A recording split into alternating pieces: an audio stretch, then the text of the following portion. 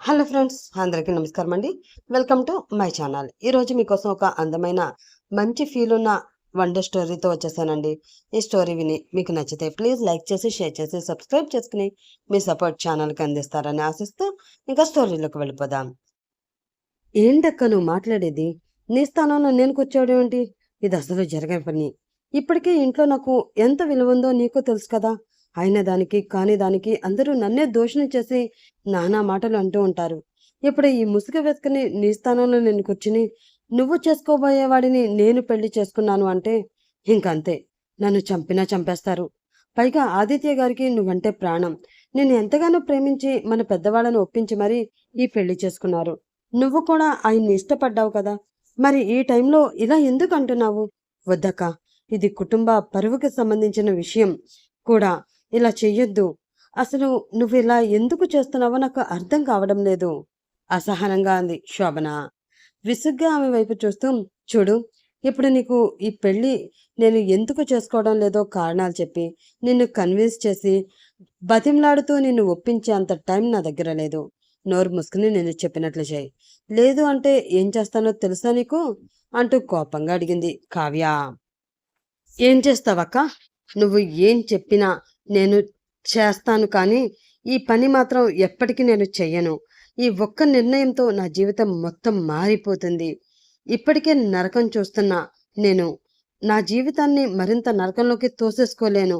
నువ్వు ఏం చేసినా కూడా ఈ పనికి నేను ఒప్పుకోను. చివరికి చంపేసినా సరే నేను ఇలా చెయ్యను కాక చెయ్యను. తెగేసి చెప్పింది శోభన. ఆమె ఏం చేసినా కూడా ఇన్ని సంవత్సరాలు ఆ ఇంట్లో ఆమె పడిన నరకం ముందు చిన్నదే అని శోభన అభిప్రాయం. ఒకవేళ చంపేసినా కూడా తనకేమీ నష్టం లేదు. తన కోసం ఏడ్చేవాళ్ళు కానీ బాధపడేవాళ్ళు కానీ ఎవ్వరూ లేరు, ఒక్క తమ్ముడు తప్ప. అలాంటప్పుడు ఇలా ఒంటరి బ్రతుకు బ్రతికే కన్నా చావడమే మెరుగు అని ఏనాడో డిసైడ్ అయిపోయింది. చచ్చే ధైర్యం లేక చావు కోసం ఎదురు చూస్తూ బ్రతుకుతూ ఉన్న శోభనకి ఇంకా కావ్య బెదిరింపులకి భయపడాలి అని అనిపించడం లేదు. ఏం చేస్తానా? నన్ను చూస్తే నీకు చాలా వెటకారంగా ఉంది కదూ. నేను ఏమీ చేయలేను అనే కదా నీ ఉద్దేశం? అయితే చూడు, బాగా చూడు. ఇది చూస్తే నేను ఏం చేయగలను నీకు అర్థమవుతుంది. అంటూ తన ఫోన్ తీసి ఒక వీడియో ప్లే చేసి అది ఆమెకి చూపించింది కావ్య. ఆ వీడియో చూసిన శోభన కాళ్ళ కింద భూమి కంపించినట్లయింది. ఏంటక్క ఇది? నేను బట్టలు మార్చుకుంటున్నప్పుడు ఇలా వీడియో ఫొటోస్ తీస్తావా? అసలు ఎందుకు ఇదంతా? ఏం చేద్దామనుకుంటున్నావు నన్ను? పూడుకుపోయిన గొంతుతో అంది శోభన. నీ మీద కోపమే.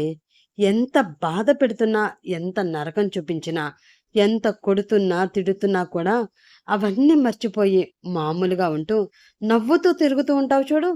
ఆ నవ్వంటే నాకు కోపం. నాకన్నా బాగా చదివే నీ చదువంటే కోపం. నాకన్నా అందంగా ఉండే నీ అందం అంటే కోపం. ప్రతి క్షణం నా ముందు నవ్వుతూ నా కోసం వచ్చే ఫ్రెండ్స్ అందరి చూపుని నీ వైపు తిప్పుకున్న నీ అందం చూస్తూ ఉంటే నిన్ను చంపేయాలి అనిపిస్తుంది. కానీ అలా చంపితే ఒక్కసారే చచ్చిపోతావు. అది నాకు ఇష్టం లేదు. అందుకే నీకు తెలియకుండా నీ న్యూడ్ వీడియో రికార్డ్ చేసి పెట్టాను. ఎప్పుడైనా ఉపయోగపడుతుందేమో అనుకున్నాను. ఒకవేళ నాకు ఎందుకు ఉపయోగపడకపోతే సోషల్ మీడియాలో పెట్టి నీ పరువు తీసి నువ్వు సమాజంలో తల ఎత్తుకోకుండా చెయ్యాలి అనుకున్నాను. కానీ అలా చెయ్యకముందే నాకు ఈ వీడియోతో పని పడింది. సరిగ్గా టైం వచ్చింది, వాడుకుంటున్నాను. ఇప్పుడు చెప్తున్నాను చూడు.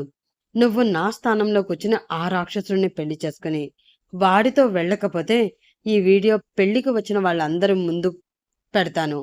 పెళ్లి చూడడానికి ఏర్పాటు చేసిన ఆ పెద్ద స్క్రీన్ ఉంది కదా, దాని మీద ఆ పెళ్లి వీడియో ప్లే అవ్వదు. ఈ వీడియో ప్లే అవుతుంది. అప్పుడు నీ పరిస్థితి ఏంటో ఒకసారి ఊహించుకో అంటూ వంకరగా నవ్వింది కావ్య. దానితో అక్కడికక్కడే కుప్పకూలిపోతూ ఏడుస్తూ ఉంది శోభన. ఇప్పుడు ఏం చేయాలో ఆమెకు అర్థం కావడం లేదు. ప్రాణం కన్నా ఎక్కువగా భావించే మానం పోతుంది అంటే ఏం చేయాలో తెలియడం లేదు. నువ్వెంత ఏడ్చినా ఉపయోగం లేదు. మన దగ్గర టైం కూడా లేదు. త్వరగా ఈ చీర కట్టుకుని రెడీ అవ్వు. 5 నిమిషాల్లో వస్తాను. అప్పటికి కూడా రెడీ అవ్వకపోతే పోయావు అంటే 6వ నిమిషం ఇంకా ఆలోచించను. వీడియో ప్లే అవుతూ ఉంటుంది.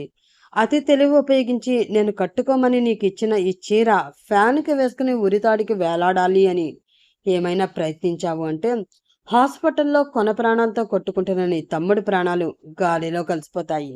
అంటూ వార్నింగ్ ఇచ్చి అక్కడి నుంచి వెళ్ళిపోయింది కావ్య. దానితో ఏడుస్తూ కుప్పకూలింది శోభన. ఆ పెళ్లి చేసుకోవడం కన్నా చావే మెరుగు అని ఆమెకు అనిపిస్తుంది.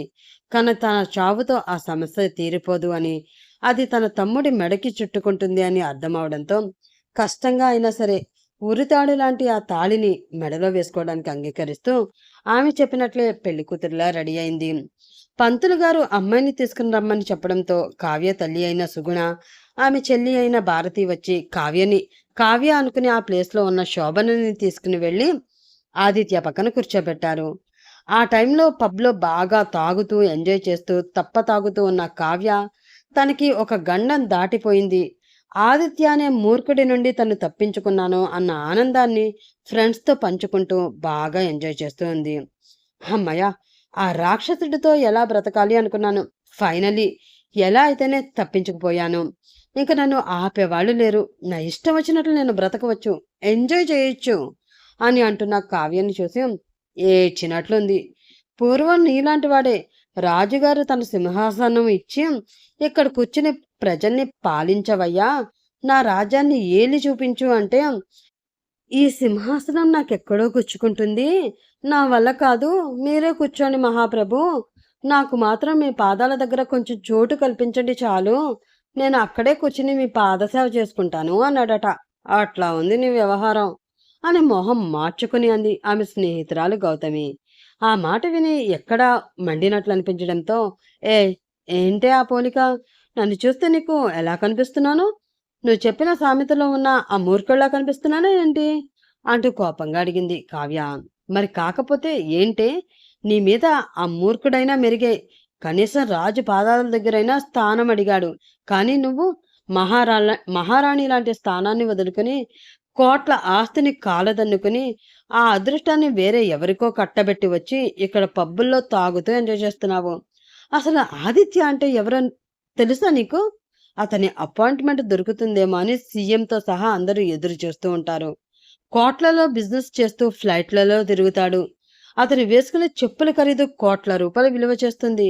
ఇంకా అతని భార్య అంటే ఎంత రాజసం, ఎంత టీవీ, ఎంత డబ్బు, ఎంత హోదా. అవన్నీ వదులుకుని మీ ఇంట్లో పని మనిషిగా కూడా పనికిరాని దానికి అవన్నీ దారబోసి వచ్చి ఇక్కడ ఏదో ఘనకార్యం చేసినట్లు గొప్పలు పోతున్నావు. బుద్ధుందా నీకు?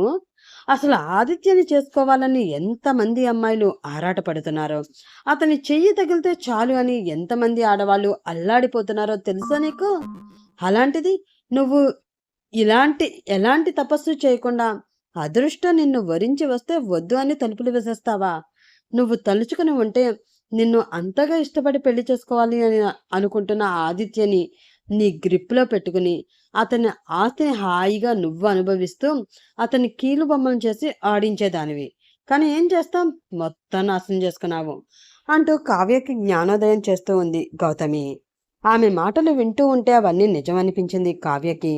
తనే తెలివి తక్కువ తనంతో అతను మూర్ఖుడు, కోపంగా ఉంటాడు, ఎదుట మనుషుల మీద అరుస్తాడు అని మాత్రమే ఆలోచించి కాదు అనుకుంది. కానీ అతని ఆస్తి అంతస్తు గురించి కానీ, అతని పెళ్లి చేసుకుంటే తనకు వచ్చే హోదా గురించి కానీ ఆమె అస్సలు ఆలోచించలేకపోయింది.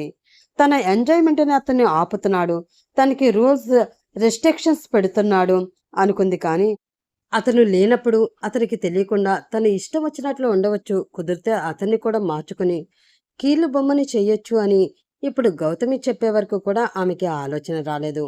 ఓ గాడ్, అసలు ఈ విషయాన్ని నేను ఎలా మర్చిపోయాను? లేదు, ఆ పెళ్లి జరగడానికి వీలు లేదు. నా అదృష్టాన్ని నేను మరొకరికి ఇవ్వను. ఆ అదృష్టం నాకే కావాలి, ఎలా అయినా నాకే దక్కించుకుంటాను అని అంటూ అక్కడి నుంచి పరుగు అందుకుంది కావ్య. కళ్యాణ మండపానికి వెళ్ళి ఆపండి అని ఆమె గట్టిగా అరవడంతో అప్పుడే తాళి కట్టి ఆమె పక్కన కూర్చుని తలంబ్రాలు పోయడానికి సిద్ధపడిన ఆదిత్య ఒక్కసారిగా అటువైపు తిరిగి చూశాడు. అతనితో పాటు ఆ కళ్యాణ మండపంలో ఉన్న వారందరూ కూడా అటువైపు చూశారు. అక్కడ ఆయాసంతో రొప్పుతూ కనిపించింది కావ్య. ఆమెను అక్కడ చూసి షాక్ అయిన వాళ్ళందరూ, కావ్య, నువ్వు ఇక్కడున్నావేంటి? నువ్వు ఇక్కడ ఉంటే అక్కడ ఆ ముసుగులో ఉన్నది ఎవరు అని అంటూ కంగారుగా వెళ్ళి ఆ పెళ్లి కూతురు మొహం మీద ఉన్న ముసుగు తీసింది కావ్య తల్లి సుగుణ. అక్కడ భయపడుతూ కనిపించింది శోభన. ఆమెని చూడగానే కోపం కట్టలు తెంచుకోవడంతో చాచిపెట్టి ఆమె చెంప మీద కొట్టి, ఏమే పాపిష్టిదానా, ఎంత పని చేశావే, నీకు ఏం అన్యాయం చేశామని ఇలా చేశావే, నా కూతుర్ని మాయ చేసి దాని స్థానంలోకి వచ్చి నాకు కాబోయే అల్లుడితో నువ్వు తాళి కట్టించుకుంటావా, నీకు ఎంత ధైర్యం ఉంటే ఎలాంటి పని చేస్తావు అంటూ కోపంగా అడుగుతుంది ఆమె. అయ్యో, నాకేమీ తెలియదు పిన్ని, ఇది నేను కావాలని చేయలేదు. కావ్య కావ్య నా చేత బలవంతంగా చేయించింది అని శోభన చెప్తూ ఉంటే, అప్పటికే అక్కడికి చేరుకున్న కావ్య కూడా, నోరు ముయ్యవే, నిన్న బద్దాలు చెప్తావు నువ్వు అంటూ ఆమె చెంప మీద గట్టిగా కొట్టి, నేను నీతో ఈ పని చేయించానా, నాకు మత్తు మంది ఇచ్చి స్పృహ లేకుండా చేసి నీ స్నేహితుడితో నన్ను ఇక్కడ నుంచి దూరంగా పంపించేసి నా స్థానంలో వచ్చి కూర్చుని నాకు భర్త కావలసిన ఆదిత్యని నీకు భర్త అయ్యేలా చేసుకున్నావు. ఇంత నాటకమాడి నన్ను మోసం చేశావు, నా జీవితాన్ని సర్వనాశనం చేశావు. అసలు నువ్వు చేసిన దానికి నిన్ను బ్రతకనివ్వను. అయినా మోసంతో చేసుకున్నది ఇది పెళ్లి ఎలా అవుతుంది? ఇది పెళ్ళే కాదు, ఆదిత్య నా భర్త, నాకు మాత్రమే సొంతం. దీనిని పొరపాటును కూడా నేను ఒప్పుకోను. మర్యాదగా నీ మెడలో ఉన్న ఆ తాళి తీసాయి. ఇప్పుడే ఈ క్షణమే ఆదిత్య అది నా మెడలో కడతాడు, నన్ను మనస్ఫూర్తిగా భార్యని చేసుకుంటాడు అంటూ ఆమె మెడలో ఉన్న పసుపు తాడుని పట్టుకుంది కావ్య. అది చూసి భయపడిన శోభన, ప్లీజ్ అక్క, ఈ తాళి మాత్రం తీయొద్దు. ఆయనతో నాకు బంధం ఏర్పడింది. నువ్వు చెప్పబట్టే నేను ఇలా చేశాను. ఇప్పుడు నువ్వు మాట మార్చి నన్ను నిందితురాల్ని చెయ్యొద్దు, నన్ను బెదిరించి అని అంటూ ఉన్న శోభన దగ్గరికి వచ్చి, జాగ్రత్త, నోరు విప్పి ఇంకొక మాట మాట్లాడావు అంటే నీ ఫొటోస్ ఇక్కడే ప్లే అయిపోతాయి, అందరిలో నీ పరువు పోతుంది, అప్పుడు అతని భార్యగా అతనితో ఎలా వెళతావు అంటూ బెదిరించింది కావ్య. దాంతో మౌనంగా ఉండిపోయింది శోభన. మూతపడిన ఆమె నోరుని చూసి కన్నింగా నవ్వుకుని, ఆదిత్య గారు, ఇదంతా కాదు, మీరు ఇష్టపడింది నన్ను, పెళ్లి చేసుకోవాలనుకున్నది నన్ను. ఈ దొంగ మొహంది మధ్యలో వచ్చి మోసం చేసి మిమ్మల్ని పెళ్లి చేసుకుంది కాబట్టి ఈ పెళ్లి చెల్లదు. ఏ చేతులతో అయితే దీని మెడలో ఆ తాళి కట్టారో ఆ చేతులతోటే ఆ తాళి దాని మెడ నుంచి తీసేసి నా మెడలో కట్టండి, నేను మీ భార్యని అంటూ చెప్పింది కావ్య. ఆ మాటతో కోపంగా ఆమె వైపు చూశాడు ఆదిత్య. ఆ చూపులు చాలా పదునుగా ఉన్నాయి. అది చూసి ఒక్క క్షణం తత్తరపడింది ఆమె. ఆమె పరిగెట్టుకుంటూ అక్కడికి వచ్చినప్పుడే ఆమె వాలకం అతనికి అనుమానాన్ని కలిగించింది. ఆమె మాట్లాడుతున్నప్పుడు ఆమె నోటి నుండి వస్తున్న ఆల్కహాల్ స్మెల్ అతను గమనించకుండా పోలేదు.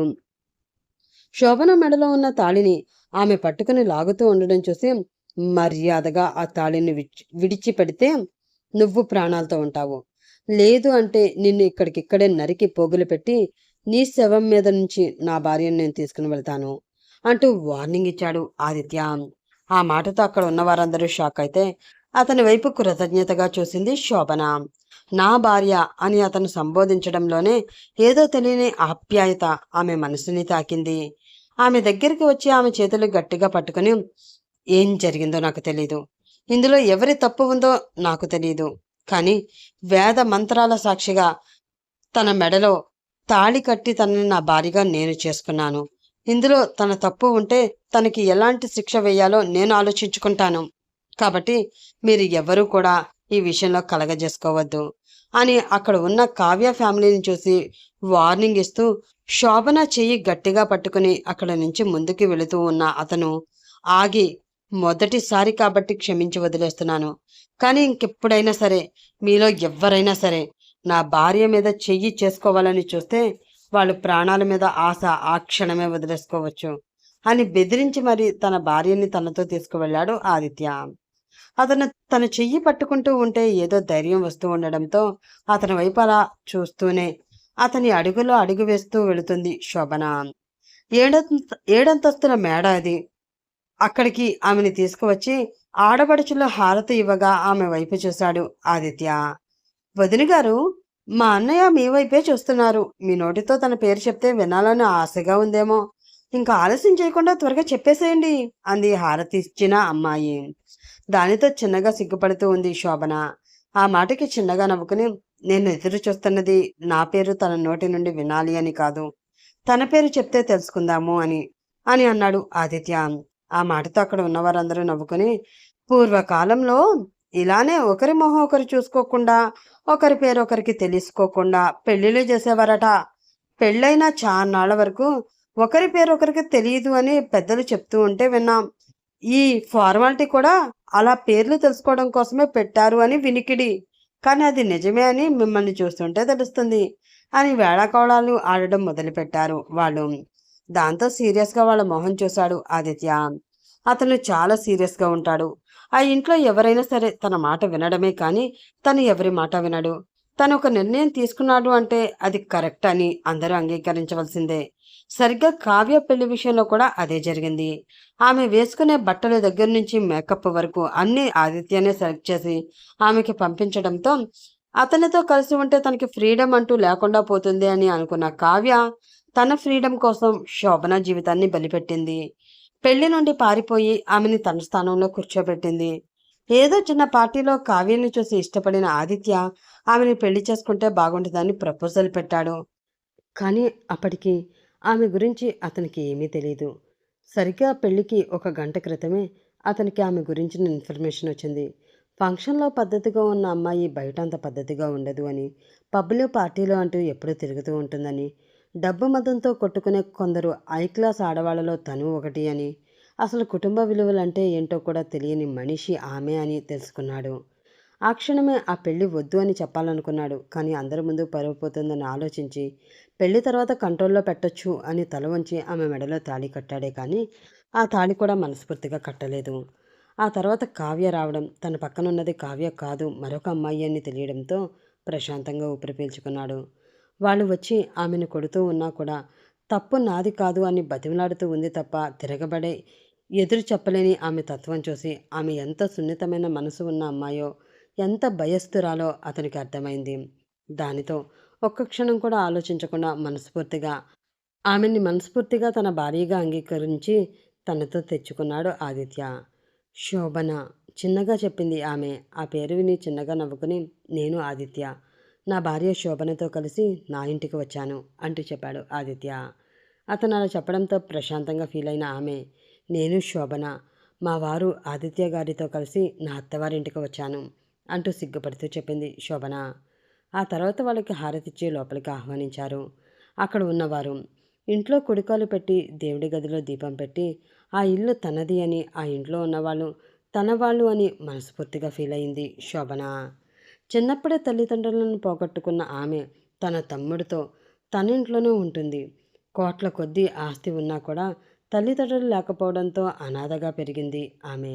ఆ ఆస్తి కోసం వలవేసిన ఆమె బాబాయ్ పిన్ని ఆమె పంచన చేరి ఆమెని పని మనిషిని చేసి ఆ ఆస్తిని తాము అనుభవిస్తూ సమాజం దృష్టిలో మాత్రం అనాథలని చేరతీశాము. అన్నగారు చేసిన అప్పులు చేసి చస్తే ఆ అప్పులన్నీ మేమే తీర్చాము అంటూ చెప్పుకుంటూ జడ్జాగా వాళ్ళ ఆస్తిని అనుభవిస్తూ ఉంటారు. సరిగ్గా తిండి కూడా పెట్టకుండా హింసించినా కూడా సమాజం దృష్టిలో తాము గొప్పవాళ్ళు అని అనిపించుకోవడం కోసం ఆ పిల్లలిద్దరినీ చదివించారు. స్కూల్లో ఉన్న కాసేపు ప్రశాంతంగా ఉన్న వాళ్ళిద్దరూ ఇంటికి వచ్చాక పనివాళ్ళలాగా మారేవారు. ఇంటి పని మొత్తం ఆ అక్క తమ్ముళ్ళు చేసేవాళ్ళు. అలా ఎంబీఏ పూర్తయింది. ఇంకా వీళ్ళ దగ్గర నుంచి తన తమ్ముడిని తీసుకుపోయి ఏదో ఒక చిన్న ఉద్యోగం చూసుకుని ప్రశాంతంగా బ్రతకవచ్చు, అతన్ని చదివించుకొని మంచి భవిష్యత్తు అతనికి ఏర్పడేలాగా చేయవచ్చు అని సంబరపడుతున్న సమయంలోనే తన తమ్ముడు ప్రకాష్కి యాక్సిడెంట్ అవ్వడం, వెన్నుముక్కకి గట్టిగా దెబ్బ తగిలి ఆపరేషన్ చేయాలి అని డాక్టర్స్ చెప్పడం, అది చేసే వరకు అతను నడవలేని స్థితిలో ఉన్నాడు అని చెప్పడంతో మరొక దెబ్బ తన జీవితం మీద గట్టిగా పడినట్లు అనిపించింది. తమ్ముడు ఆపరేషన్ ఖర్చుల కోసం ఆ ఇంట్లోనే పని మనిషిగా ఉంటూ పార్ట్ టైం జాబ్స్ చేసుకుంటూ ఏదోలా హాస్పిటల్ బిల్ అయితే కట్టుకుంటుంది. కానీ ఆపరేషన్కి సరిపడా డబ్బు తమ దగ్గర లేదు. పిన్ని బాబాయ్ని అడిగినా కూడా మీ నాన్న చేసిన అప్పులు తీర్చడానికి మాకు ఎన్నాళ్ళు పట్టింది, ఇంకా కొన్ని అప్పులు అలాగే మిగిలి ఉన్నాయి, వాటికి వడ్డీలు కట్టుకుంటున్నాం, మళ్ళీ డబ్బులు అంటే మా దగ్గర ఎక్కడి నుంచి వస్తాయి, చస్తే చచ్చాడు, మేము మాత్రం ఏమీ చెయ్యలేము అంటూ చేతులెత్తేశారు వాళ్ళిద్దరూ. దాంతో ఏం చెయ్యాలో తెలియక దిక్కుతోచని స్థితిలో ఉన్న ఆమె జీవితంలో కావ్య తీసుకువచ్చిన మరొక ఉపద్రవం ఈ పెళ్ళి. కాసేపు రెస్ట్ తీసుకో అమ్మా అని ఆమెకి గదిలోకి పంపించింది వైజయంతి. శోభన లోపలికి వెళ్ళి పోగా బయటికి వచ్చిన వైజయంతిని చూసి నేనేమైనా తప్పు చేశానా అమ్మా అంటూ అడిగాడు ఆదిత్య. లేదు నాన్న, కరెక్ట్‌గానే చేశావు. పెళ్లి, తాళి విలువ తెలియని వాళ్ళు పిచ్చి పిచ్చిగా వాగితే వాళ్ళకి సరైన సమాధానం చెప్పావు. ఆ అమ్మాయిని చూస్తూ ఉంటే పాపం అమాయకురాల్లాగా కనిపిస్తుందిరా. తప్ప ఎదుటి వాళ్ళని మోసం చేసేదానిలా కనిపించడం లేదురా. అయినా సరే ఒకసారి ఏం జరిగిందో కనుక్కో. మనం కూడా గుడ్డిగా ఎవరిని నమ్మలేము కదా! తప్పు తనదైతే సరిదిద్దుదాం. తన తప్పు తనకి తెలిసేలా చేసి మనస్ఫూర్తిగా తనని ఈ ఇంటి కోడలుగా ఆదరిద్దాం అంటూ చెప్పింది వైజయంతి. దాంతో ఆలోచనలో పడ్డాడు ఆదిత్య. గదిలో కూర్చుని జరిగిన సంఘటనల గురించి ఆలోచిస్తూ ఉన్న శోభనకి తన జీవితం ఏంటో, ఎటువైపు వెళ్ళిపోతుందో అర్థం కావడం లేదు. మనుషులు చూస్తే మంచివాళ్ళలా ఉన్నారు. కావ్య నుండి తనని కాపాడతారేమో, తనకి జీవితం ఇస్తారేమో అన్న ఆశ మనసులో చిగురిస్తూ ఉండగా, మనసు కొంచెం ప్రశాంతంగా మారగా చిన్న సంతోషం ఆమె మనసులోకి వచ్చి చేరింది. సరిగ్గా అప్పుడే ఆ గదిలోకి వచ్చిన ఒక సర్వెంట్ అమ్మా మీకు ఫోన్ అంటూ వచ్చి ఆమెకి ఫోన్ ఇచ్చింది. నాకా అంటూ ఆశ్చర్యంగా చూస్తూ ఆ ఫోన్ తీసుకుని చెవి దగ్గర పెట్టుకుని హలో ఎవరు అన్న ఆమెకి ఏంటే పెళ్ళైపోయింది అక్కడ కోడలుగా సెటిల్ అయిపోదామని చాలా ఆశపడుతున్నట్లునో చాలా సంతోషంగా ఉంది కదా నీకు అంటూ కోపంగా అంటున్న కావ్య మాటలు వినిపించాయి ఆమెకి. దానితో షాక్ అయి అది కాదు కావ్య, నువ్వే కదా నాతో ఇలా చెయ్యాలి అని చెప్పావు. చెయ్యనంటే బెదిరించి నువ్వే కదా నేను పీటల మీద కూర్చునేలాగా చేశావు. మరి ఇప్పుడు ఇలా అంటావేంటి అని ఆమె అంటూ ఉండగా అదంతా అనవసరం. జరిగిందేదో జరిగిపోయింది కానీ ఇక ముందు జరగబోయేది చెప్తున్నాను చూడు. నువ్వు ఆ ఇంట్లో కోడలుగా ఉండకూడదు. ఆదిత్యకి భార్యగా అస్సలు ఉండకూడదు. ఈ ఇంట్లో లాగానే ఆ ఇంట్లో కూడా ఇంటి పని అంతా చేస్తూ నేను చాలా మంచిదాన్ని అన్నట్లు అక్కడ కూడా బిల్డప్లు ఇస్తూ వాళ్ళ మనసులను గెలుచుకోవాలని చూస్తే చంపేస్తాను. వాళ్ళకి నీ మీద ద్వేషం కలగాలి, కోపం రావాలి, నీ ప్రవర్తన చూసి చిరాకు పడాలి. ఆదిత్య అయితే నీ మొహం కూడా చూడకూడదు. కనీసం అతని నీడ కూడా నీ మీద పడకూడదు. అతను నాకు మాత్రమే సొంతం. నువ్వు సొంతం చేసుకోవడానికి వీలు లేదు. నా మాట కాదు అని హద్దులు దాటి అడుగు ముందుకు వేశావో ది గ్రేట్ ఆదిత్య గారి భార్య న్యూడ్ వీడియోస్ అంటూ నీ ఫొటోస్ ఇంకా వీడియోస్ సోషల్ మీడియా అంతా చక్కర్లు కొడతాయి, జాగ్రత్త అని వార్నింగ్ ఇచ్చి కాల్ కట్ చేసింది కావ్య. దాంతో నెత్తి మీద పిడికిపడినట్లయింది శోభనకి. ఒక్కసారిగా అక్కడికక్కడే కూలబడింది. వరద గోదారిలా ఆమె కళ్ళల్లో నుండి నీళ్లు రాలుతూనే ఉన్నాయి. అలా ఎంతసేపు ఇచ్చిందో ఆమెకి తెలియకపోయింది. కాసేపటికి ఎవరో తలుపు కొట్టడంతో కంగారుగా కళ్ళనీళ్లు తుడుచుకుని వెళ్ళి డోర్ తీసిన ఆమెకి చీర పువ్వులు నగలు పట్టుకుని కనిపించింది ఒక సర్వెంట్. వాటి వైపు చూసిన ఆమెకి ఏదో విరక్తిగా అనిపించింది. త్వరగా రెడీ అవ్వమన్నారు మేడం, మీకు సహాయంగా 2 సర్వెంట్లు వస్తారు, ఒక బ్యూటీషియన్ కూడా వస్తుంది, ముహూర్తం రాత్రి 9 గంటలకి పెద్ద మేడం చెప్పమన్నారు అంటూ చెప్పి ఆ సర్వెంట్ అక్కడి నుంచి వెళ్ళిపోయింది. దానితో వాటి వైపు చూస్తూ దిగులుగా కూర్చుంది శోభన. కాసేపట్లో వస్తారు అని సర్వెంట్ చెప్పినట్లే 3 మనుషులు అక్కడికి వచ్చారు. ఇంకా ఫ్రెష్ అవ్వని ఆమెని చూసి త్వరగా ఫ్రెష్ అవ్వండి మేడం, లేట్ అయిపోతుంది అని ఒక సర్వెంట్ అనడంతో ఇంకా చేసేదేమీ లేక కష్టంగా వాష్రూంలోకి వెళ్ళింది శోభన. బయటికి వచ్చిన ఆమెకి అందంగా చీర కట్టి జడవేసి తలలో పువ్వులు పెట్టి ఒంటి నిండా బంగారపు నగలు అలంకరించి బాపు బొమ్మలా తయారు చేశారు. కాసేపటికి ఆ గదిలోకి వచ్చిన వైజయంతి ముద్దుగా ఉన్న తన కోడల్ని చూసుకుని మురిసిపోతూ ఆమె చేతిలో పాల గ్లాస్ పెట్టి జాగ్రత్త తల్లి, వాడికి కొంచెం కోపం ఎక్కువగా, జాగ్రత్తగా వాడి మనసు గెలుచుకుని నడుచుకో. భార్యాభర్తలుగా మీరు వేసే ఈ తొలి అడుగే మీ జీవితాన్ని నిర్ణయిస్తుంది, మీ భవిష్యత్తుని శాసిస్తుంది. ఇది మాత్రం మనసులో గుర్తుపెట్టుకో. ఏది ఏమైనా నువ్వు ఈ ఇంటి కోడలివి, వాడి భార్యవి. నీ ఆఖరి శ్వాస వరకు ఈ బాధ్యతలని నువ్వు విడిచిపెట్టకూడదు అన్న మాటను మాత్రం మనసులో పెట్టుకో అని చెప్పి ఇంకా కొన్ని జాగ్రత్తలు చెప్పి సర్వెంట్ వైపు చూసింది. తీసుకువెళ్ళండి అంటూ చెప్పింది ఆమె. దానితో ఆమెను తీసుకుని వెళ్ళి ఆదిత్య గదిలో వదిలిపెట్టి బయట నుంచి తలుపులు వేశారు ఆ సర్వెంట్లు. ఎవరితోనో ఫోన్ మాట్లాడుతూ ఉన్న ఆదిత్య ఆమె రావడం గమనించి ఆమె వైపు ఒక చూపు చూసి మళ్ళీ తన కాల్లో లీనమైపోయాడు. ఒక 10 నిమిషాల తర్వాత ఆ కాల్ కట్ చేసి ఆమె దగ్గరికి వచ్చి ఆమె చేతిలో ఉన్న పాల గ్లాస్ తీసుకుని ఆమె చెయ్యి పట్టుకోబోయాడు ఆదిత్య. దానితో తనకి అందకుండా అతనికి ఒక అడుగు దూరం జరిగి ప్లీజ్ నాకు దూరంగానే ఉండండి అంది శోభన. అర్థం కానట్లు ఆమె వైపు చూశాడు అతను. భారంగా శ్వాస తీసుకుని వదిలి, ఇది నా అక్క స్థానం. తను ఉండవలసిన ఇల్లు ఇది. తను కాపురం చేయవలసిన గది ఇది. తనకి కావలసిన భర్త మీరు. అంతేకాని నాకేమీ కారు. నేను ఈ స్థానాన్ని అంగీకరించలేకపోతున్నాను. దయచేసి నాకు దూరంగానే ఉండండి. నా దగ్గరికి రావద్దు అంటూ అతనికి దండం పెడుతూ చెప్పింది ఆమె. దానితో చేతులు ఫోల్డ్ చేసుకుని ఆమె వైపు 10 నిమిషాలు అలాగే తదేకంగా చూశాడు ఆదిత్య. అతని ఆలోచన ఏమీ తనకి అర్థం కావడం లేదు. కళ్ళల్లో పొంగుతున్న కన్నీటిని కష్టంగా ఆపుకుంటూ అలాగే బొమ్మలా నిలబడిపోయింది. ఆ తర్వాత బెడ్పై ఉన్న తలగడి అది తీసుకుని వెళ్లి సోఫాలో వేసుకుని పడుకున్నాడు ఆదిత్య. అలా పడుకున్న అతని వైపు చూసిన ఆమె కళ్ళల్లో నీళ్లు అప్పుడు బయటికి వచ్చాయి. క్షమించండి ఆదిత్య గారు. మీరు అనుకున్న మనిషి నేను కాదు అని తెలిసినా కూడా నా మెడలో కట్టిన తాళికి విలువని ఇచ్చి నన్ను మీరు భార్యగా అంగీకరించారు.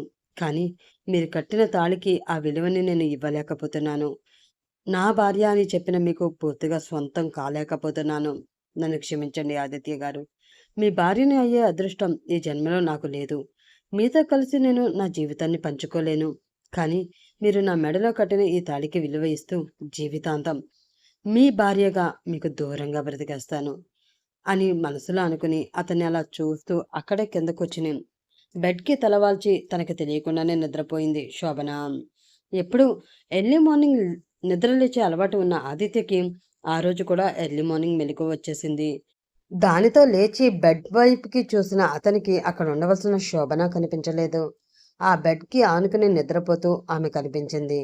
ఆమె కళ్ళ నుండి జారిన కన్నీళ్లు ఎండిపోయి ఆమె బుగ్గల మీద చారికలు కట్టి కనిపించాయి. అది చూసిన అతని కళ్ళు అనుమానంతో చిన్నగా అయ్యాయి. ఏదో జరుగుతుంది, అదేంటో తెలుసుకోవాలి అని అనుకుని ప్రస్తుతానికి ఆ విషయం వదిలేసి ఆమె అక్కడ నుండి లేచి ఆమెను ఎత్తుకుని బెడ్పై సరిగ్గా పడుకోబెట్టి ఆమె గుండెల వరకు బెడ్షీట్ కప్పి ఫ్రెష్ అవ్వడానికి వాష్రూంలోకి వెళ్ళి ఫ్రెష్ అయి వచ్చి రెడీ అయి అక్కడ నుంచి వెళ్ళిపోయాడు. చాలాసేపటి తర్వాత మెలకువ రావడంతో కళ్ళు తెరిచి చూసిన ఆమెకి తను బెడ్ మీద ఉన్నట్లు అర్థమైంది. కానీ అలా తన బెడ్ పైకి ఎప్పుడు వచ్చి పడుకుందో ఎంత ఆలోచించినా అర్థం కాలేదు. ఆ రోజు నుండి ప్రతి సందర్భంలో ఆ ఇంట్లో ఉన్న ప్రతి ఒక్కరూ ఆమె మీద కేరింగ్ చూపిస్తూనే ఉన్నారు. కానీ ఆమె వాళ్ళకి దగ్గర కాలేకపోతుంది. కావ్య బెదిరింపులకి లొంగిపోయి ఇష్టం లేకపోయినా సరే వాళ్ళని ఏదో ఒకటి అంటూ బాధ పెడుతూ వాళ్ళకన్నా ఎక్కువ తను బాధపడుతూ ఉంది. అలా ప్రవర్తించడం కష్టంగా ఉన్నా సరే యజమానిరాలుగా పెత్తనం చెలాయిస్తూ పని వాళ్ళని ఏదో ఒకటి అంటూనే ఉంది. అది చూసి ఈమెకి ఎంత పొగరు. డబ్బు కోసం కావాలనే ఆ అమ్మాయిని మోసం చేసి ఈ పెళ్లి చేసుకుంది. ఇప్పుడు అనుకున్నది సాధించింది కదా, అందుకే నడమంత్రపు సిరితో విర్రవీగుతుంది అని అంటూ ఆమెని నానా మాటలు అనుకుంటూనే ఉన్నారు పనివాళ్ళు. అవన్నీ తన చెవులకి వినిపిస్తూనే ఉన్నా కూడా మౌనంగా అన్ని భరిస్తూ ఉంది ఆమె. చెప్పాలి అంటే వాళ్ళని బాధ పెడుతున్నందుకు వాళ్ళకన్నా ఎక్కువ బాధని తను అనుభవిస్తూ ఉంది. వైజయంతి ఆదిత్య కూడా తన ప్రవర్తన గమనిస్తూ ఉన్నారు. ఆమె అంత దురుసుగా ప్రవర్తించినా కూడా అందులో ఏదో తెలియని అమాయకత్వం వారికి కనిపిస్తూనే ఉంది. ప్రతి క్షణం ఆమె పడుతున్న గిల్టీ ఫీలింగ్ వాళ్ళకి అర్థమవుతూనే ఉంది. దానితో ఆమెను ఏమీ అనలేకపోతున్నారు. అసలు ఏంటి నా జీవితం? కావ్య నుండి నేను తప్పించుకోలేనా? తను నన్ను వదలదా? ఇన్ని సంవత్సరాలు ప్రేమ అన్న పదం వినడమే తప్ప అది ఎలా ఉంటుందో తెలియకుండా పెరిగాను. ఇప్పుడు ప్రేమించే వ్యక్తులు చుట్టూ ఉన్నా కూడా ప్రేమను పొందడానికి బదులు ఆ ప్రేమని దూరం చేసుకుంటూ నేనంటే వాళ్ళకి అసహ్యం కలిగేలా ప్రవర్తిస్తున్నాను. ఇలా బ్రతకడం కన్నా చావడం నయం అనిపిస్తుంది అని అనుకుంటూ ఆమె ఏడుస్తూ ఉండగా, అమ్మ శోభన అంటూ కింద నుంచి ఒక అరుపు వినిపించింది. ఆ అరుపు విని హా అత్తయ్య వస్తున్నాను అంటూ కంగారుగా పరిగెత్తుకుంటూ వెళుతున్న శోభన చూసుకోకుండా తనకి ఎదురుగా వస్తున్న ఆదిత్యకి డాష్ ఇచ్చింది. వెనక్కి పడబోయింది. అది చూసి వెంటనే రియాక్ట్ అయిన ఆదిత్య ఆమె నడుం చుట్టూ చెయ్యి వేసి ఆమె పడకుండా గట్టిగా పట్టుకున్నాడు. దానితో అతని భుజం మీద చెయ్యి వేసి గట్టిగా పట్టుకుంది శోభన. ఒక క్షణం వాళ్ళిద్దరి కళ్ళు కలుసుకున్నాయి. ఒకరి కళ్ళలోకి ఒకరు కళ్ళు పెట్టుకుంటూ అలా చూస్తూ ఉండిపోయారు వాళ్ళిద్దరూ. ఆమె నుదుటి మీద అందంగా ముద్దాడుతున్న ముంగురులతో, చిన్న చిన్న కళ్ళతో, అదురుతున్న పెదవులతో తన వైపు చూస్తూ ఉన్న ఆమెను చూస్తూ ఉంటే ఆదిత్య మనసులో ఏదో తెలియని వింతైన కొత్త ఫీలింగ్ కలుగుతుంది. అందం, అమాయకత్వం కలగలిపి పోసిన పుత్తడి బొమ్మలా ఉన్న ఆమెను చూస్తూ ఉంటే ఆమెకి, ఆమె ప్రవర్తనకి అసలు సంబంధం లేదు అన్నట్లు అనిపిస్తుంది ఆదిత్యకి. నీ గురించి ఏమీ తెలియకుండానే నీ మెడలో నేను తాళి కట్టిన మాట వాస్తవం. కానీ ఆ తర్వాత అన్నీ తెలుసుకున్నాను. నువ్వు నన్ను దూరం పెట్టడానికి, ఇంట్లో అందరి పట్ల నువ్వు ప్రవర్తిస్తున్న తీరుకి అన్నిటికీ మాకు తెలియని వేరే కారణం ఉంది అని క్లియర్‌గా అర్థమవుతుంది. ఆ కారణం తెలిసిన రోజు అప్పుడు ఈ ఆదిత్య అంటే ఏమిటో నీకు పూర్తిగా అర్థమవుతుంది అని అతను మనసులో అనుకుంటూ ఉండగా, శోభన అంటూ మళ్ళీ వైజయంతి పిలుపు. ఆ పిలుపుతో ఉలిక్కిపడి హా వస్తున్నాను అత్తయ్య అంటూ అతని చేతి నుండి విడిపించుకుని లేచి సరిగ్గా నిలబడి సారీ అని చెప్పింది ఆమె. ఇట్స్ ఓకే, కొంచెం జాగ్రత్త, అడుగు తడబడినా పర్వాలేదు, నీకు ఏ ప్రమాదం జరగకుండా పట్టుకోవడానికి నేనున్నాను. కానీ ఆ తడబడు జీవితంలో అయితే మాత్రం నష్టం జరిగేది నీకే. ఆ నష్టం జరగకుండా ఉండాలి అంటే మనిషి మీద నమ్మకం ఉంచు. ఆ నమ్మకం ఎప్పటికీ నిన్ను రక్షిస్తూనే ఉంటుంది అని చెప్పి అక్కడి నుంచి వెళ్ళిపోయాడు ఆదిత్య. అతని మాటలు సగం అర్థమయ్యి కానట్లు ఉండడంతో నా మీద ఏమైనా అనుమానం వచ్చిందా అని అనుకుంటూనే కిందకి వెళ్ళింది శోభన. ఒక గంట తర్వాత ఆమెకు ఒక ఫోన్ కాల్ వచ్చింది. దాంతో ఆ ఫోన్ లిఫ్ట్ చేసి హా కావ్య చెప్పు అని ఆమె అనడంతో నువ్వు అర్జెంటుగా ఇంటికి రా అంటూ చెప్పి కాల్ కట్ చేసింది కావ్య. ఏంటి ఇప్పుడా అని శోభన అంటున్న మాట కూడా కావ్యకి వినిపించలేదు. దానితో కట్ అయిన ఫోన్ వైపు చూస్తూ ఇప్పటికిప్పుడు నేను ఆ ఇంటికి ఎలా వెళ్ళగలను, అది కూడా ఇంట్లో ఎవరికి చెప్పకుండా అని అనుకుంటూ ఆ ఇంటి మొత్తాన్ని చూసింది. మధ్యాహ్నం సమయం అవడంతో వైజయంతి రెస్ట్ తీసుకుంటుంది. ఆదిత్య ఆఫీస్కి వెళ్ళిపోయాడు. పనివాళ్ళు ఎవరి పనిలో వాళ్ళు ఉన్నారు. అది గమనించి మెల్లిగా అక్కడి నుంచి బయటికి వెళ్ళింది. అలా ఆమె వెళ్ళిన 2 నిమిషాలకి ఆదిత్య ఫోన్ రింగ్ అయింది. ఆ కాల్ లిఫ్ట్ చేసి హా చెప్పు అని అతను అనడంతో మేడం ఇప్పుడే ఇంటి నుండి బయటకు వెళ్తున్నారు సార్, కొంచెం కంగారు పడుతున్నారు అంటూ చెప్పాడు ఆ వ్యక్తి. సరే, తనకి తెలియకుండా ఫాలో అవ్వండి, తను ఎక్కడికి వెళుతుందో చూడండి అని చెప్పి కాల్ కట్ చేసిన ఆదిత్య, ఈరోజు నీ భయం ఏంటో నేను తెలుసుకుంటాను శోభన, ఈ రోజుతో నీ భయానికి ఎండ్ కార్డ్ పడిపోతుంది అని మనసులో అనుకున్నాడు అతను. కాలింగ్ బెల్ సౌండ్ వినిపించడంతో ఆవేశంగా డోర్ తీయడానికి వెళ్ళిన కావ్య డోర్ తీసి అక్కడ భయంగా నిలబడి ఉన్న శోభన చేయి పట్టుకుని లోపలికి లాగి డోర్ క్లోజ్ చేసి చాచిపెట్టి ఆమె చెంప మీద కొట్టింది. దానితో వెళ్ళి కింద పడిన ఆమె కావ్య అని ఆమె షాకింగ్గా చూస్తూ శోభన అరవడంతో ఆమె జుట్టు పట్టుకుని ఏమే, నీకు నీకు నా ఆదిత్య కావలసి వచ్చాడా, చెప్పాను కదా, తనకి దూరంగా ఉండమని చెప్పాను కదా, అయినా కూడా నా మాట లెక్క చేయకుండా వెళ్ళి అతని మీద పడతావా అని అంటూ తన ఇష్టం వచ్చినట్లు అప్పటికే రెడీ చేసి పెట్టుకున్న కొరడాతో ఆమెని కొడుతూ ఉంది కావ్య. శోభన కింద పడిపోతూ ఉంటే ఆదిత్య పట్టుకోవడం అక్కడే ఉన్న కావ్య మనిషి చూసి ఆమెకి ఆ విషయం చేరవేయడంతో అది అసలు తట్టుకోలేక అప్పటికప్పుడే శోభనని అక్కడికి పిలిపించుకుని ఆమెని శిక్షిస్తూ ఉంది కావ్య. ఆ దెబ్బలకి తట్టుకోలేక అరుస్తూ ఉంది శోభన. అలా చాలాసేపు కొట్టిన తర్వాత బేబీ ఇంక చాలు ఆపు, అది చచ్చింది అంటే ఆ ఆదిత్య మన మీద పడిపోతాడు, వదిలేసాయి అంటూ చెప్పింది సుగుణ. ఆ మాటతో కోపంగా ఆమె వైపు చూస్తూ ఇంకా ఆ ఇంటికి వెళ్ళు, నేను ఇక్కడ ఉండలేకపోతున్నాను, మా పుట్టింటికి వెళ్ళిపోతాను, మీరు నాకు వద్దు అని చెప్పి అక్కడ గొడవ పెట్టుకుని సాయంత్రానికి నువ్వు ఇక్కడ ఉండాలి, అర్థమైందా అంది కావ్య.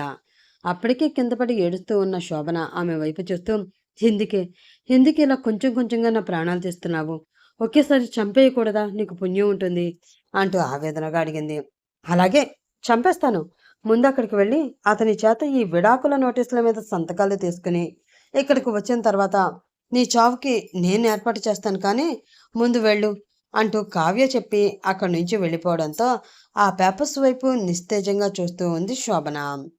ఇంకా ఈ రోజుతో తన జీవితం అంతమైపోతుంది.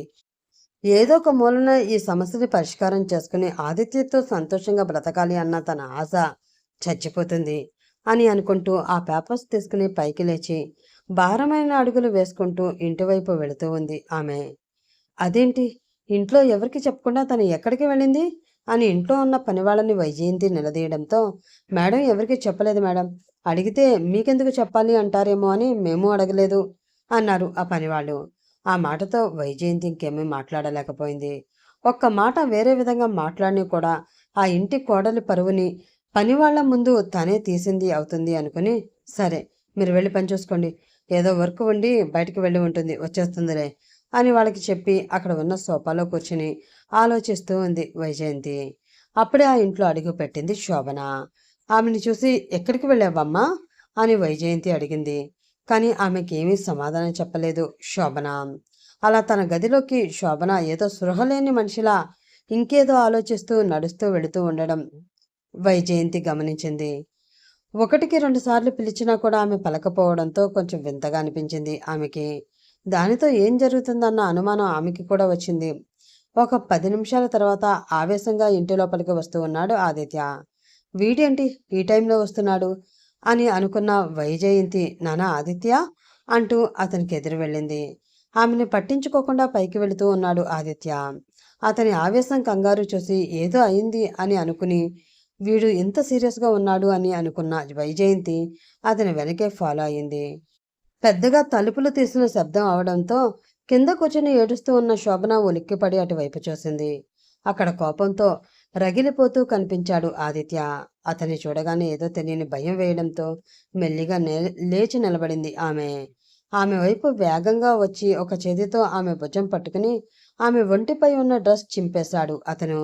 దాంతో షాక్ అయిన ఆమె తన అందాలకి తన చేతులను క్రాస్ చేసి అడ్డంగా పెట్టుకుని భయంగా అటువైపు తిరిగి నిలబడింది. ఆమె వీపు మొత్తం కొరడా దెబ్బలు ఎర్రగా కందిపోయి ఉన్నాయి. అవి చూసిన ఆదిత్యకి కోపంతో పిడికిలి బిగుసుకుంది. అప్పుడే అక్కడికి వచ్చిన వైజయంతి ఆ సన్నివేశం చూసి కొంచెం ఇబ్బందిగా ఫీల్ అవుతూ వెనక్కి తిరిగి వెళ్ళిపోతూ ఉండగా ఆమె దృష్టి అనుకోకుండా శోభన శరీరం మీద పడింది. ఆమె శరీరం మీద ఉన్న దెబ్బలు చూసిన వైజయంతికి కళ్ళలో నీళ్లు తిరిగిపోయాయి. వెంటనే బయటికి పరుగు తీసి ఫస్ట్ ఎయిడ్ బాక్స్ తీసుకువచ్చి, నువ్వు బయటికి వెళ్ళు అని కొడుకుని బయటికి పంపించేసి శోభన దెబ్బలకి ఆయింట్మెంట్ అప్లై చేస్తూ ఉంది ఆమె. అలా ఆయింట్మెంట్ రాస్తున్నప్పుడు చిన్నగా మంట పుట్టడంతో నొప్పికి అమ్మా అంటూ ఏడుస్తూనే ఉంది శోభన. తన చేతిలో ఉన్న బాక్స్ పక్కన పెట్టుకుని శోభన వైపు చూస్తూ, ఏం జరిగింది, ఏంటిదంతా అంటూ అడిగింది వైజయంతి. ఆమె చెప్పలేదు. మౌనంగా కూర్చుని ఏడుస్తూనే ఉంది. తల దించుకుని ఉన్న ఆమె గెడ్డం పట్టుకుని తల ఎత్తి సూటిగా ఆమె కళ్ళలోకి చూస్తూ, చూడు, నువ్వు దేనికి భయపడవలసిన అవసరం లేదు. నువ్వు ఈ ఇంటికి కోడలివి, నా కొడుక్కి భార్యవి. నీకు ఏ కష్టం రాకుండా చూసుకునే బాధ్యత మాకుంది. నీ ప్రవర్తన చూసి ఒక క్షణం నిన్ను దూరం పెట్టాలి అనుకున్న మాట నిజమే. కానీ ఆ ప్రవర్తనలో తెలియని అమాయకత్వం మాకు కనిపిస్తూనే ఉంది. ఏం జరిగిందో చెప్పు, నీకు మేము తోడుగా ఉంటాము. ఒక అత్తగా కాదు, అమ్మగా అడుగుతున్నాను. నాతో నీ మనసులో ఉన్న బాధని పంచుకో అంటూ చెప్పింది వైజయంతి. ఆ మాటతో ఆమెని గట్టిగా కౌగిలించుకుంది శోభన. ఎక్కిళ్ళు పెడుతూ ఏడుస్తూనే జరిగిందంతా ఆమెతో చెప్పింది. అదంతా విన్న వైజయంతి షాక్ అయింది. నిజంగా మనుషులు ఇలా కూడా ఉంటారా? తమ ఆస్తిని లాక్కుని తమని ఆ ఇంట్లో పనివాళ్ళగా చూసిందే కాకుండా తన జీవితాన్ని కూడా లాక్కోవాలని ప్రయత్నిస్తూ సాటి ఆడపిల్ల అని కూడా చూడకుండా తన పరువు తీసుకువెళ్ళి బజార్లో పెట్టాలని చూస్తుందా? అసలు అది ఆడదే కాదు అని మనసులో అనుకున్న వైజయంతి సరే రా అంటూ ఆమె చెయ్యి పట్టుకుని బయటికి తీసుకువెళ్ళింది. తన ముందు నిలబడిన తల్లి భార్యను చూసి ఏం జరిగిందమ్మా అంటూ అడిగాడు ఆదిత్య. దానితో శోభన చెప్పిందంతా అతనితో చెప్పింది వైజయంతి. అప్పటికే కోపంగా ఉన్న అతని కళ్ళు ఈ విషయం తెలిసిన వెంటనే మరింత కోపంతో మండిపోయాయి. రోడ్డుపై చాలా వేగంగా పరుగులు పెడుతూ ఉంది ఆదిత్య కార్. అతని పక్కనే కూర్చుని భయంగా అతని వైపు చూస్తూ ఉంది శోభన. ఇప్పుడు అతను ఏం చేస్తాడో అన్న భయం మనసులో ఉన్నా కూడా, ఏం చేస్తున్నారు మీరు, ఎక్కడికి నన్ను తీసుకువెళుతున్నారు అని అడిగే ధైర్యం కూడా లేకపోవడంతో మౌనంగా ఉంది. ఒక 10 నిమిషాల తర్వాత ఆదిత్య కార్ ఢీకొట్టడంతో ఇంటి ముందు ఉన్న గేట్లు ఒక్కసారిగా తెరుచుకుని అతని కారుని లోపలికి వెళ్ళడానికి దారిని ఇచ్చాయి. ఆ ఇంటి ముందు కాంపౌండ్లో కారుని ఆపి తను దిగి మరో పక్కకి వెళ్ళి డోర్ తీసి శోభన చెయ్యి పట్టుకుని ఆమెను కిందకి దించి ఆమెను ఆ ఇంటి లోపలికి తీసుకువెళుతూ ఉన్నాడు అతను. ఇక్కడికి ఎందుకు తీసుకొచ్చారు? ఇప్పుడు కావ్యను ఏం చేయబోతున్నారు అని మనసులో అనుకుంటూనే అతను వెనక వెళ్ళి అక్కడ హాల్లో జరుగుతున్నది చూసి ఒక్క క్షణం నిర్ఘాంతపోయింది ఆమె. కింద పడి ఉన్న కావ్యని ఇష్టం వచ్చినట్లు కొరడాతో కొడుతూ ఉన్నారు ఆదిత్య మనుషులు. నా బిడ్డని ఏమీ చెయ్యొద్దు. దయచేసి దాన్ని వదిలేయండి అని వాళ్ళని బతిమలాడుకుంటూ ఉంది సుగుణ. అది చూసిన ఆమెకి ఏం చేయాలో అర్థం కావడం లేదు. ఆమెని వచ్చావా మహాతల్లి? అక్కడ నా కూతుర్ని చంపేస్తున్నారు. ముందు దాన్ని ఆపమని చెప్పవే.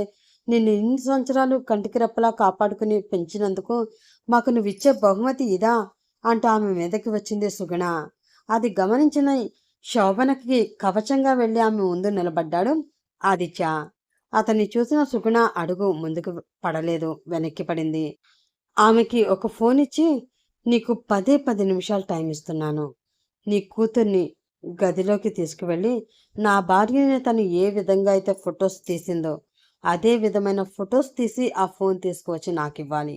అర్థమైందా అని తన సీరియస్ వాయిస్తో అడిగాడు ఆదిత్య. ఆ మాటతో భయపడిన సుగుణ, ఇది అన్యాయం. మీకు కావాలి అంటే తన ఫొటోస్ డిలీట్ చేసేయమని చెప్తాను. అంతేకాని నా కూతురు ఫొటోస్ నేనెందుకు తీస్తాను? నేను తీయను. మీరు అలా చేయడం మర్యాద కాదు. ఇంటి ముందుకు వచ్చి గొడవ చేస్తారేంటి? అసలు నాకు తెలియకడుగుతాను. మీ మీద పోలీస్ కంప్లైంట్లు ఇస్తాను అంటూ అరిచింది ఆమె. ఆమె వైపు సీరియస్గా చూస్తూ, నీకు దిక్కున్న చోట చెప్పుకో. కానీ అలా చెప్పుకునే ముందు నేను చెప్పిన పని చెయ్యి. లేదు అంటే నేను చెయ్యను అని నువ్వు మొండిగా అన్నావు అంటే ఇక్కడే ఇంతమంది చూస్తూ ఉండగా మా వాళ్ళు నీ కూతురు ఫొటోస్ తీస్తారు. అలా చేయించమంటావా అంటూ అడిగాడు ఆదిత్య. ఆ మాటతో భయం ఏడుపు కలగలిపి రాగా కోపంగా శోభన వైపు చూసింది ఆమె.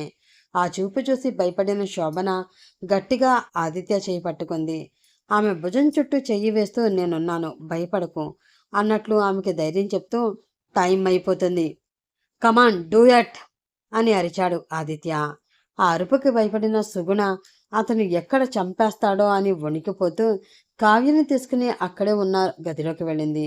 ప్లీజ్ నన్నేం చెయ్యొద్దు, తప్పైపోయింది, మళ్ళీ ఇలాంటి తప్పు చేయను, దయచేసి నన్ను క్షమించండి అని కావ్య లోపల నుంచి అరుస్తున్నా కూడా ఆదిత్య కనికరించలేదు. ఒక 10 నిమిషాల తర్వాత ఫోన్ తీసుకువచ్చి అతనికి ఇచ్చింది ఆమె. ఆ తర్వాత లోపల నుంచి పరిగెత్తుకుంటూ వచ్చిన కావ్య అతని కాళ్ళు పట్టుకుని, దయచేసి ఇలా చెయ్యొద్దు, నా పరువు తీయొద్దు, నేను ఆ ఫొటోస్ బయటికి వస్తే నేను బ్రతకలేను అంటూ బతిమలాడుతూ ఉంది.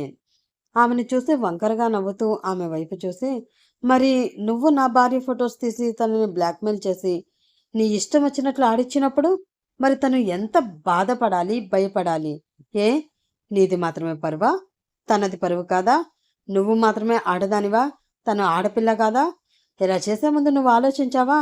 నువ్వు తన విషయంలో ప్రవర్తించిన తీరుకి తనే నీకు సరైన శిక్ష వేస్తుంది అని అంటూ ఆ ఫోన్ శోభనకిచ్చి, ఇందులో ఉన్న ఫొటోస్ నీ చేతులతో నువ్వే సోషల్ మీడియాకి రిలీజ్ చేయి అంటూ చెప్పాడు ఆదిత్య. ఆ ఫోన్ వైపు చూసి అది చేతిలోకి తీసుకున్న శోభనకి కావ్య తనని పెట్టిన టార్చర్ అంతా గుర్తొచ్చింది.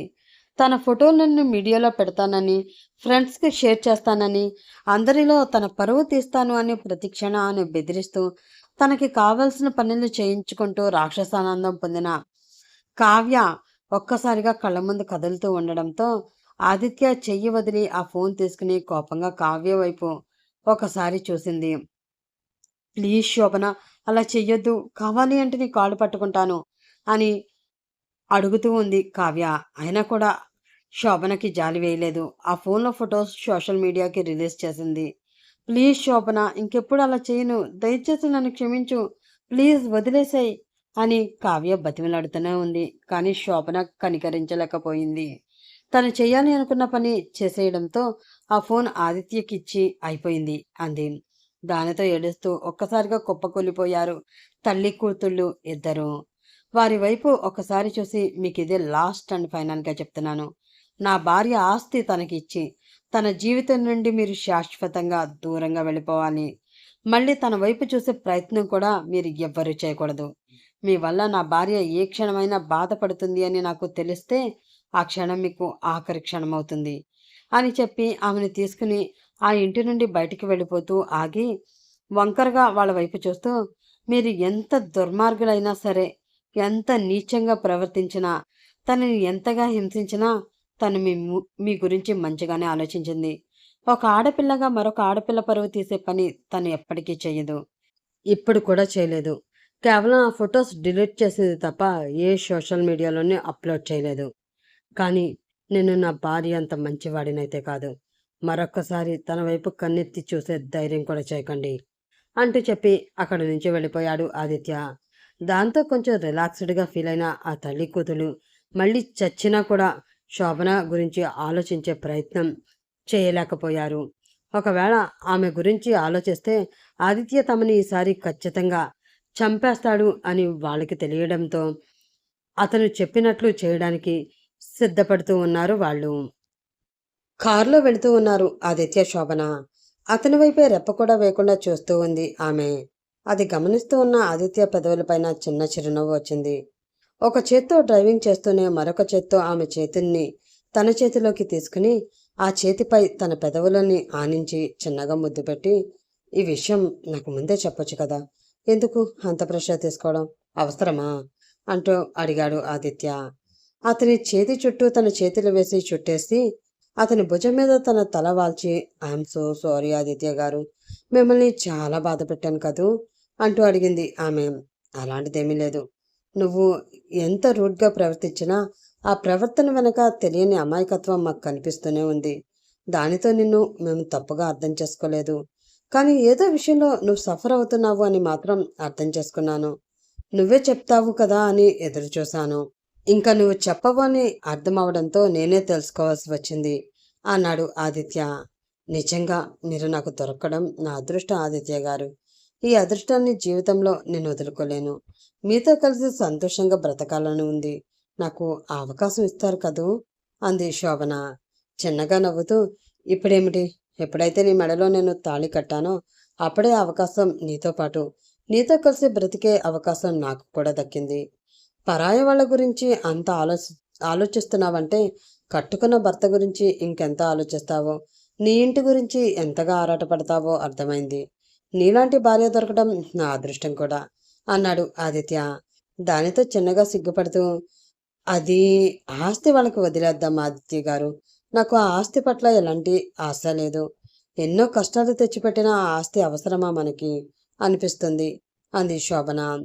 నువ్వు ఆస్తి వలన వచ్చిన కష్టాలు మాత్రమే చూస్తున్నావు.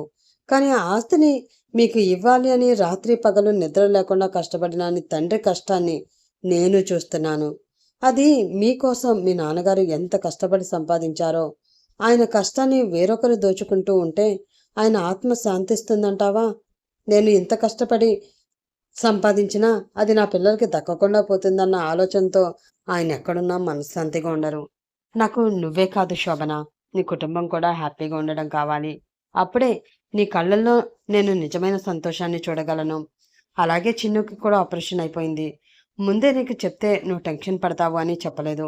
ఈరోజు మార్నింగ్ సక్సెస్ఫుల్గా ఆపరేషన్ జరిగింది. ఇంకో 2 డేస్లో ఇంటికి వచ్చేస్తాడు. రేపు మార్నింగ్ వెళ్ళి నువ్వు చూసి రావచ్చు అంటూ చెప్పాడు ఆదిత్య. ఆ మాటతో చెప్పలేని ఆనందం శోభన మొహంలో కనిపిస్తుంది. నిజంగా దేవుడు ఉన్నాడు, తనకి మంచి చేశాడు అన్న ఆలోచన ఆమె మనసుని ఉక్కిరిబిక్కిరి చేస్తూ ఉంటే తల ఎత్తి అతని వైపు చూస్తూ, ఐ లవ్ యూ ఆదిత్య గారు అని అంటూ అతని బుగ్గ మీద చిరుముద్దు పెట్టింది ఆమె. దానితో చిన్నగా నవ్వుతూ అతన్ని చూస్తూ, ఎవరైనా ఇలా కిస్ చేస్తారా అంటూ అడిగాడు అతను. ఆ మాటల్లోని అర్థం తెలియడంతో చిన్నగా సిగ్గుపడుతూ, నాకు కిస్ చేయడం రాదు అంది ఆమె. ఏం పర్వాలేదు, నేను నేర్పించుకుంటానులే. ఇప్పుడు రాదు అన్నా నువ్వే నా మీద పడి మరీ ముద్దు పెట్టే వరకు తీసుకువస్తాను, చూస్తుండు కొంటిగా కనుకొడుతూ అన్నాడు ఆదిత్య. దానితో మరింత సిగ్గుపడింది ఆమె. ఆ రోజు ఆమెకి చాలా ప్రశాంతంగా అనిపించింది. ఇంటికి వెళ్ళిన వాళ్ళని చూసి వాళ్ళకి దిష్టి తీసి లోపలికి ఆహ్వానించి, పిచ్చిపిల్ల, ఇన్ని రోజులు మనసులో ఇంత బాధను పెట్టుకుని పైకి మాత్రం అలా నటిస్తూ ఉన్నావా? ఇప్పటి వరకు జరిగిందేదో జరిగిపోయింది. ఇక మీదట ఇలాగ ఎప్పటికీ జరగకూడదు. నీకే కష్టం వచ్చినా సరే ఆదుకోవడానికి ఆదరించడానికి మేమున్నాం అన్న సంగతి మర్చిపోవద్దు అని ప్రేమగా చెప్పింది వైజయంతి. దానితో ఆమెని గట్టిగా కౌగిలించుకుని, క్షమించండి అత్తయ్య అంటూ తన మనసులోని భారాన్ని మరింతగా దించుకుంది ఆమె. ఆ తర్వాత ప్రకాష్ని చూడ్డానికి ఆదిత్య తీసుకువెళ్లడంతో అతన్ని చూసి సంతోషించింది. తన తమ్ముడు ఇదివరకులా నడవగలడు, ఇంకా తన జీవితానికి వచ్చిన లోటు ఏమీ లేదు అని అర్థమవడంతో ఈ ప్రపంచంలో నాకన్నా అదృష్టవంతురాలు ఇంకా ఎవరూ లేరు అన్నట్లు ఫీల్ అయింది. ఆ రోజు రాత్రి ఇన్ని రోజులు ఆదిత్య గారిని దూరం పెట్టాను, ఇంకా దూరం పెట్టకూడదు అని అనుకుంటూ అతని కోసం పాలు కలిపి గదిలోకి వెళ్ళి చూసిన ఆమెకి బాల్కనీలో నిలబడి ఎవరితోనో ఫోన్ మాట్లాడుతూ కనిపించాడు ఆదిత్య. అతన్ని చూసి చిన్నగా నవ్వుకుంటూ తను తెచ్చిన పాల్ గ్లాస్ అక్కడే పెట్టి వెనకగా వెళ్ళి వెనక నుంచి అతన్ని కౌగిలించుకుంది ఆమె. అందరికీ అతను రాక్షసుడేమో, కానీ తనకి కాదు. అతని దగ్గర ఎవరికీ లేని చొరవ తనకి మాత్రమే ఉంది. తన మీద అతను కోప్పడే పరిస్థితి తను ఎప్పటికీ తెచ్చుకోదు. అలాగే తన ప్రేమలో అతన్ని తడిపి ముద్ద చేసి ముద్దులు అందించి తన సంసార జీవితాన్ని మరింత అందంగా మార్చుకోవాలి. బయట ఎన్ని టెన్షన్స్ ఉన్నా ఇంటికి వచ్చినా అతనికి ఏ టెన్షన్ లేకుండా చూసుకోవాలి. అతన్ని ఏం అడిగినా కూడా కాదు అని అనకుండా ఇవ్వడమే ఇక తన బాధ్యత అనుకున్న ఆమె అతన్ని దగ్గరగా ఇష్టంగా ఉంటుంది. వారగా వెనక్కి తిరిగి చూసిన అతనికి నవ్వుతూ తన వైపు చూస్తూ ఉన్న తన భార్య కనిపించడంతో ఆమె చెయ్యి పట్టుకుని మెల్లిగా ఆమెను తన ముందుకు తెచ్చుకొని ఆమె నడుం చుట్టూ చెయ్యి వేసి కౌగిలించుకుని ఏంటి అన్నట్లు తన కళ్ళు ఎగరవేసి అడిగాడు. ఏమీ లేదు అన్నట్లు తల ఊపుతూ కొంటెగా నవ్వుతూ ఉంది ఆమె. ఆ నవ్వు చూసిన అతనికి కూడా నవ్వు వచ్చింది. ఆమె నుదుటి మీద చిన్నగా ముద్దు పెట్టాడు. దానితో తల వంచుకుని సిగ్గుపడింది. ఆకాశంలో పండు వెన్నెల కనిపిస్తూ ఉంటే ఆ వెన్నెల వెలుగుల్లో మరింత అందంగా తన ముందు ఉన్న తన భార్య కనిపిస్తుంది అతనికి. తెల్లటి ఉల్లిపొర లాంటి చీరలో నోరూరుస్తూ ఉన్న ఆమె అందాలని అలా చూస్తూ ఫోన్ మాట్లాడడం కష్టంగా ఉండడంతో ఆ కాల్ కట్ చేసి ఫోన్ పక్కన పెట్టి తన చేతుల్లో ఆమెని బంధించి ఆమె పెదవులను తన పెదవులతో అందుకున్నాడు. ఎంతసేపు అలా ముద్దు పెట్టుకున్నాడో తెలియదు, కానీ ఇద్దరి ఊపిరి భారం అవుతూ ఉండగా ఆమెకి దూరం జరిగి ముద్దు అంటే ఇలా పెట్టాలి, అర్థమైందా అన్నాడు అతను. ఆ మాటతో మరింత సిగ్గుపడుతూ తల వంచుకుంది. అయ్యింది అన్నట్లు తల ఊపింది ఆమె. ఆ సిగ్గుతో ఎర్రగా మారిన ఆమె బుగ్గలకి మరింత ఎర్రదనాన్ని ఇవ్వడం కోసం చిన్నగా వాటిపై కొరికి ఆమెని చేతిలోకి ఎత్తుకుని గదిలోకి తీసుకువెళ్లి బెడ్పై పడుకోబెట్టి అతను కూడా ఆమెపై చేరిపోయాడు. ఆ రాత్రి వాళ్ళు వెచ్చగా వదులుతున్న ఆవిర్లతో ఆ గది మొత్తం నిండిపోయింది. అలాగే ఒక మధురమైన రాత్రిగా వారి జ్ఞాపకాల్లో ఆ రాత్రి నిలిచిపోయింది. అలా అన్ని రోజులు తను పడిన కష్టానికి ఆదిత్య రూపంలో ఒక వరం దొరికింది. అనుకోకుండా తన మెడలో పడిన ఆ తాళికి విలువ ఇచ్చి అతను భారీగా అతనికి అర్పించుకుని అతన్ని సొంతం చేసుకుని ఆ ఇంటి కోడలుగా ఆ అత్తవారికి సేవలు చేసుకుంటూ ఆ ఇంట్లో పనివాళ్లతో కలిసిపోతూ ఎవరిని నొప్పించకుండా ఆవిడగారా అని దీర్ఘాలు తీసిన నోళ్లతోనే మా అమ్మగారు అని అనేలా చేసుకుని తనకంటూ ఏర్పడిన స్థానాన్ని పదిలంగా కాపాడుకుంటూ ప్రశాంతంగా బ్రతుకుతూ ఉంది ఆమె. ఆదిత్య కూడా ఆమెకి కష్టం కలగకుండా తన గుండెల్లో పెట్టుకుని చూసుకుంటూ ఉన్నాడు. ఇక వైజయంతి అయితే ఆమెని నెత్తి మీద పెట్టుకుంది. ఒకప్పుడు ఏ ప్రేమ అయితే తనకి దూరమైందో ఇప్పుడు అదే ప్రేమ తనకి దగ్గరవడంతో ఆ ప్రేమలో మునిగి తేలుతూ ప్రశాంతంగా తన జీవితాన్ని గడుపుతూ ఉంది శోభన. సమాప్తం. మరొక మంచి కథతో మరొక రోజు కలుసుకుందాం. అప్పటి వరకు సెలవు ఫ్రెండ్స్.